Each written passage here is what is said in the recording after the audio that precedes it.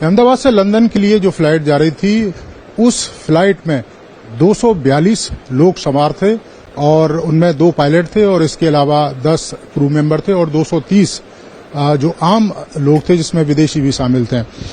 विश्वास कुमार इस समय हमारे साथ हैं। आपको बता दें कि विश्वास कुमार इकलौते ऐसे शख्स हैं जो उस हादसे में जिंदा बचे और ये एक तरीके से चमत्कार है, क्योंकि ऐसे चमत्कार बहुत ही कम देखने को मिलते हैं। प्रधानमंत्री यहां पर पहुंचे, विश्वास कुमार से उन्होंने बातचीत की, उनका हालचाल जाना। सर ने पूछा कि कैसे हुआ, तो मैंने उसके बारे में बताया और सब हालचाल पूछा सब। विश्वास, अगर हम जानना चाहें कि आप थोड़ा सा बता पाएं कि ये हादसा कैसे हुआ था, क्योंकि ये एक बड़ा चमत्कार है जिस तरीके से आप वहां से इकलौते ऐसे शख्स हैं जो जिंदा बचे। वो मेरे नजरों के सब सामने हुआ था।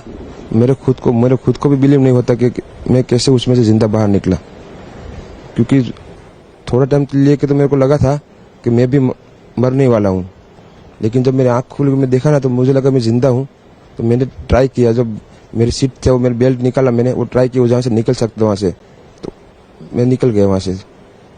मेरे नजरों के सामने एयर होस्टल और दूसरे आंटी अंकल सभी उसमें मिस हो गए थे सभी। अच्छा, थोड़ा सा बता पाएं, जब जैसे ही टेक ऑफ हुई फ्लाइट, क्या हुआ था और अचानक से ये कैसे हादसा हुआ? टेक ऑफ के बाद 1 मिनट के अंदर ही जब टेक ऑफ हुआ ना, तो सडनली 5-10 सेकंड कैसे लगा जैसे स्ट्रक हो गया हो। बाद में से मेरे को लगा कि कुछ हुआ। बाद में प्लेन में लाइट ऑन हो गई, ग्रीन और व्हाइट। बाद में वो पता नहीं, वो प्लेन टेक ऑफ ज्यादा करने के लिए वो रेस जो बोलते हैं क्या, रेस दिया होगा ऐसा कुछ, और सीधा स्पीड में ही घुस गया जहाँ वो क्या था, वो हॉस्टल था, एक हॉस्पिटल का। हाँ, हॉस्टल में। और सब सामने सब हुआ। ये जब फ्लाइट जब क्रैश हुई, उस समय हॉस्टल पे लैंड की थी, उसी समय आप बाहर निकले थे? नहीं, क्योंकि आई थिंक मेरे को जब मैं जो साइड पे था ना, वो साइड हॉस्टल पे नहीं लैंड हुई थी। हॉस्टल के जो ग्राउंड फ्लोर है ना, जैसे नीचे, वहां लैंड हुई थी। तो मुझे दूसरे के बारे में मेरे को पता नहीं, लेकिन मैं जहाँ लैंड हुआ था ना, वो नीचे की साइड थी। तो जब वहां थोड़ा पेस भी था प्लेन के जब बाहर, तो जब जैसे मेरा डोर टूटा ना सब, तो मैंने देखा ना जब सामने कि थोड़ा इधर पेस है, तो मैं ट्राई कर सकता हूँ निकलने के लिए। तो मैंने ट्राई किया निकलने के लिए, तो फिर मैं निकल गया उधर, क्योंकि अपोजिट साइड पे था ना वो बिल्डिंग का वो था ना दीवार, तो उधर से कोई शायद नहीं निकल सका होगा, क्योंकि उधर पूरा उधर ही क्रैश हुआ था। मैं जो जहाँ था वहाँ ही थोड़ा पेस था। फिर भी मेरे पता नहीं मैं कैसे बसा हूँ, क्योंकि मेरे नजर के सामने ही सब 2 एयर होस्टल वो अंकल आंटी सब उधर ही सब। आप पैदल चल के आए वहां से निकल के? हाँ, और थोड़ा जब आग लगी ना, मेरा लेफ्ट हैंड भी जल गया थोड़ा। फिर एम्बुलेंस मेरे को उठा लेके इधर आया हॉस्पिटल में। अभी इलाज वगैरह कैसा हो रहा है? अभी कैसा फील कर रहे हैं आप? इलाज बहुत अच्छा है, यहाँ के लोग बहुत सपोर्टिंग है, बहुत अच्छा इलाज कर रहे हैं सब। ये आपने देखा विश्वास कुमार, जो इकलौते शख्स थे जो इस हादसे में जिंदा बचे थे। प्रधानमंत्री यहाँ पर पहुंचे घायलों को देखने के लिए, क्योंकि जब हवाई जहाज क्रैश हुआ उसके आसपास भी कई सारे लोग थे जो घायल हुए थे, जिनका इलाज अहमदाबाद के सिविल हॉस्पिटल में चल रहा है। और प्रधानमंत्री ने दिशा निर्देश भी दिए हैं कि इनके इलाज में किसी तरह की कोई कोताही ना बरती जाए और बेहतर से बेहतर इनका इलाज किया जाए। कैमरामैन विनोद ओझा के साथ। দর্শক, পুরো ভিডিওটা আপনারা দেখলেন। আমাদের প্রধানমন্ত্রী আহমেদাবাদে গিয়েছিলেন, যেখানে প্লেনটি পড়েছিল সেখানে পরিদর্শন করেছেন এবং যারা আহত হয়েছেন তাদেরকে হসপিটালে দেখতে গিয়েছেন। এবং আপনারা জানেন যে একমাত্র জীবিত ব্যক্তি ওই প্লেনের, তার নাম হচ্ছে রমেশ বিশ্বকুমার। একমাত্র ব্যক্তি তিনি ওই প্লেনের জীবিত। এবং আরো যাদের দেখলেন তারা হচ্ছে মানে জুনিয়র ডাক্তার, এক কথায় তারা ডাক্তার। তারা ওখানে খাওয়া দাওয়া করছিলেন, আর হঠাৎ করেই কয়েক সেকেন্ডের ভিতরে সেখানে বিমানটি গিয়ে পড়ে এবং বেশ কিছু ডাক্তারের মৃত্যু হয় এবং যারা এখানে দেখছেন আহত অবস্থায় তাদের ট্রিটমেন্ট চলছে। প্রিয় দর্শক, আমি নয়ন রায়, আপনারা দেখছেন হাবড়া টিভি। দর্শক, কারো পাচারটার সুযোগ নেই, পাচারতে আসলে অথেন্টিক বাস্তব রিয়েল কথাটা বলছে, যেটা সত্য সেটাকে স্বীকার করতে হবে। অন্যায়ের বিরুদ্ধে প্রতিবাদ করতে হবে। অন্যায়ের বিরুদ্ধে আমাদের প্রতিবাদ চলছে, চলবে। তবে আপনাদের বলবো চ্যানেলটা সাবস্ক্রাইব করে পাশে থাকুন। দর্শক, এবার পয়েন্টে আসি। দেখুন, ব্যাপারটা হয়েছে কয়েক সেকেন্ডের মধ্যে। আপনারা বিশ্বকুমারের বক্তব্য শুনলেন যে এয়ারপোর্ট থেকে টেক আপ করার পরে কয়েক সেকেন্ডের মধ্যে একটা আওয়াজ হয়, সব গ্রিন লাইট এবং রেড লাইট গুলো জ্বলে যায় বিমানের। তখনই যাত্রী যারা ছিলেন তারা বুঝতে পেরেছিলেন হয়তো যে কোনো একটা প্রবলেম হয়ে গিয়েছে। এবং আপনারা দেখুন, বিমানটা এয়ারপোর্ট থেকে উঠছে উঠছে উঠছে উঠছে উঠছে, আস্তে আস্তে আস্তে আস্তে ডাউনের দিকে এসছে। আমাদের প্রশ্ন সেদিনই ছিল, গতকালকে আমি বলেছিলাম যে একটা বিমানের দুটো ইঞ্জিন থাকে, জানেন তো আপনারা, পাখা ইঞ্জিন থাকে। যারা না জানেন তাদের জন্য বলছি। কিন্তু এমনই পরিস্থিতি হয়ে গেল যে বিমানের দুটো ইঞ্জিনই একসঙ্গে খারাপ হয়ে গেল। কি এমন ঘটনা ঘটেছিল, কি এমন ঘটনা ঘটলো বিমানে, প্রশ্ন থেকেই যায়। এবং ব্ল্যাক বক্স থেকে কিছু হয়তো জানা যাবে, কিন্তু এখানে যে নাশকতামূলক কোনো শখ নেই, এটাকেও কিন্তু উড়িয়ে দেওয়া যাচ্ছে না।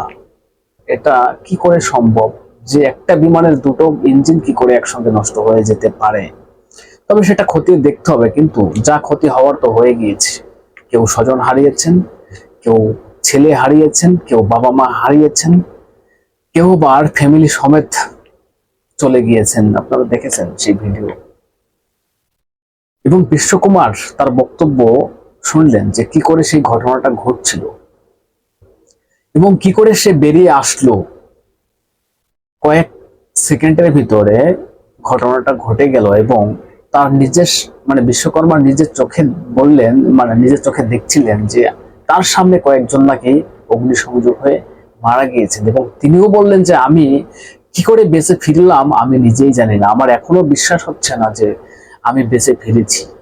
এবং বিমানটা যেখানে গিয়ে পড়েছিল হোস্টেলের উপরে, সেই হোস্টেলের গ্রাউন্ড ফ্লোর নাকি পাশ দিয়ে একটা ফাঁকা ছিল। বিশ্বকুমারের বক্তব্য আপনারা শুনলেন, যে সাইড দিয়ে বেরিয়েছেন সেই সাইডে একটুখানি নাকি স্পেস পেয়েছিল বেরোনোর জন্য, এবং ইমার্জেন্সি গেটটাও সেখানে ছিল। দর্শক, যতই বলুন, বিমান যখন অ্যাক্সিডেন্ট হয়েছে এই বিশ্বকুমারের পাশে কিন্তু আরো অনেক লোকজন ছিল, তারা কিন্তু কেউ বেরোতে পারেনি। একমাত্র উপরওয়ালা বা ভগবানের আশীর্বাদ, ঈশ্বরের আশীর্বাদ না থাকলে এরকমটা হতে পারে না। আমি একটা মিডিয়া রিপোর্ট দেখছিলাম যে গুজরাটেরই, তিনিও ওই ফ্লাইটে যাওয়ার কথা ছিল, তার 10 মিনিট লেট হয়ে যায়, ট্রাফিকের কারণে তিনি এয়ারপোর্টে গিয়ে পৌঁছাতে পারেননি। আর এয়ারপোর্টে নাকি কল করে তাকে তিনি বলছিলেন যে আমার জন্য 10টা মিনিট ওয়েট করা হোক, আমি ট্রাফিকে পড়ে আছি। তখন বিমান কর্তৃপক্ষ যারা ছিলেন তারা তাকে জানিয়েছেন যে আপনার 10 মিনিটের জন্য আরো 15 মিনিট আমাদের লেট হতে পারে, তাই আমরা লেট করতে পারছি না, সরি। কিন্তু তখন সেই মহিলা বলছিলেন, পরে তার বক্তব্য এসছে যে ভগবান যা করে ভালোর জন্যই করে। হয়তো ভগবানের এটাই, কি বলবো দর্শক, কি বলবেন আপনারা, এটাই হচ্ছে ভগবানের খেলা, বা যেটাই বলুন না কেন, কোনো কারণে লেট হয়ে গিয়েছে, ভগবানের আশীর্বাদ কারো উপর আছে। এই হচ্ছে, কি বলবো দর্শক, মর্মান্তিক ঘটনা, শোক প্রকাশ সারা ভারতবর্ষ জুড়ে। প্রধানমন্ত্রী থেকে অমিত শাহ আপনারা সবাই দেখলেন, সেখানে গিয়েছেন এবং যত দ্রুত এই যে যারা আহত আছেন তাদেরকে সুস্থ করা যায়, এটাই এখন দেখার দরকার, ভাবার দরকার। এবং কি করে এই ঘটনা ঘটলো, কি করে এরকম ঘটনা ঘটতে পারে। এবং আমি আরেকটা কথা বলতে চাই, এয়ার ইন্ডিয়া একটা সার্ভিস, কিন্তু সেখানে ভালো সার্ভিসের ভিতরে আমরা বলি, কিন্তু সেখানে এয়ার ইন্ডিয়াতেও সার্ভিসটা কেমন যেন হয়ে যাচ্ছে দিন দিন। টাটা যখন নিয়েছিল 2021 না কত, 21-এই নিয়েছে সম্ভবত, তখন তারা বলেছিল যে সরকারের হাতে ছিল, এখন আমরা পেয়েছি, যা কাজ বাকি আছে, অনেকগুলো বিমান চেঞ্জ করতে হবে, সেগুলো আমরা করব, আস্তে আস্তে করব, পরিষেবা ভালো করব। এরকম ভিডিও একটা সামনে এসেছিল, আপনারা হয়তো দেখেছেন। কিন্তু রাস্তায়, সড়ক পথে দুর্ঘটনা হয়, গাড়ি, বাস ট্রেন, সেখানে সেই বিষয়গুলো নিয়ে যতটা চর্চা করা হয়, সেখান থেকে যে শিক্ষাগুলো নেওয়া হয়, সেই শিক্ষাটা বা এই বিমানের এই অ্যাক্সিডেন্টের পরের থেকে সেই শিক্ষাটাকে নেওয়া হবে, এটা তো মানুষের একটা লাইফ রিস্ক থাকে, তাই না? সব জায়গাতে, সবকিছুতে, গাড়িতে বলুন, ট্রেনে বলুন, সব জায়গাতে। কিন্তু ট্রেনে, ট্রামে, বাসে যখন অ্যাক্সিডেন্ট হয় কোনো একটা, সেগুলো নিয়ে আলোচনা হয় এবং সেখান থেকে শিক্ষা নেওয়া হয়। আমি বলবো এই বিমান অ্যাক্সিডেন্ট এরকম যেন আর কোনোদিন কোথাও না ঘটে। যারাই বিমান কর্তৃপক্ষ আছেন, বিষয়টা ভালো করে দেখবেন। এখন দর্শক, আমি একটা কথা আগেই বলেছি যে এখানে নাশকতামূলক কাজও থাকতে পারে, হতে পারে, কেউ না কেউ ষড়যন্ত্র করতে পারে, সেটাও খতিয়ে দেখতে হবে ভারত সরকারকে। তবে যারা বেঁচে আছেন তাদের দ্রুত সুস্থ কামনা করছি। যারা, কি বলবো, যাদের মৃত হয়েছেন তাদের আত্মার শান্তি কামনা করছি।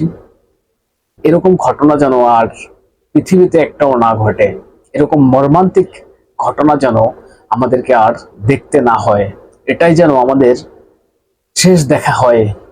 দর্শক, কি বলবেন? আপনাদের গুরুত্বপূর্ণ মতামত জানাবেন কমেন্টস করে, এবং নজর রাখবেন হাবড়া টিভিতে। চ্যানেলটা সাবস্ক্রাইব করে পাশে থাকবেন, সঙ্গে থাকবেন।